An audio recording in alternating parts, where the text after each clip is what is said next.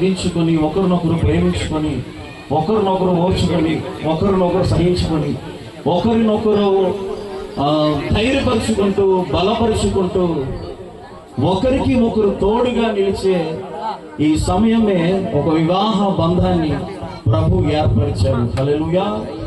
చాలా సంతోషం. ఇప్పటి వరకు మీరు మనమందరం కొంతమంది వివాహాలైన వారందరూ కూడా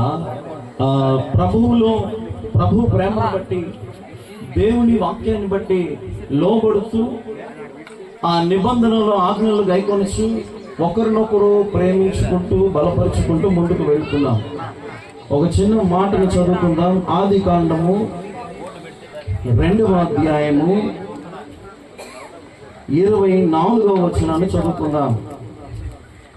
ఆదికాండము 2వ అధ్యాయము 24వ వచనాన్ని చదువుకుందాం. కాబట్టి పురుషుడు తన తండ్రిని తన తల్లిని విడిచి తన భార్యను హత్తుకొనును, వారు ఏక శరీరమై ఉందురు.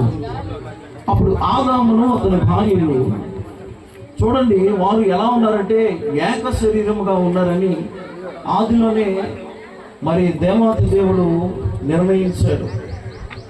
నరుడు ఒంటరిగా ఉండడం మంచిది కాదు అని ఈ వాక్యాలను మనం ప్రతి వివాహంలో వింటూ ఉంటాం.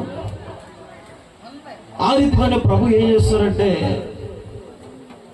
పురుషుడు తన తండ్రిని తల్లిని విడిచిపెట్టి తన భార్యను హత్తుకొనును, వారు ఏక శరీరమై ఉంటారు. వారు ఎలా ఉంటారంట? ఏక శరీరమై ఉంటారని ప్రభు యొక్క వాక్కులు తెలియజేస్తూ ఉన్నాయి. ఇప్పుడు వీళ్ళు ఇద్దరు కాదు. మీరు ఎంతమంది? మీరు ఇద్దరు కాదు, వీళ్ళు ఎంతమంది? ఒకరే. ప్రభు వాక్యం సెలవిస్తా ఉంది, ఈ ఇరువురు కూడా ఏక శరీరం అవుతారు. ఒకటిగా ఉండాలి. ఒక ఆలోచన ఉండాలి, ఒక తలంపు ఉండాలి, ఒక మాట ఉండాలి, ఒక ఉద్దేశం ఉండాలి, ఒక తీర్మానం ఉండాలి.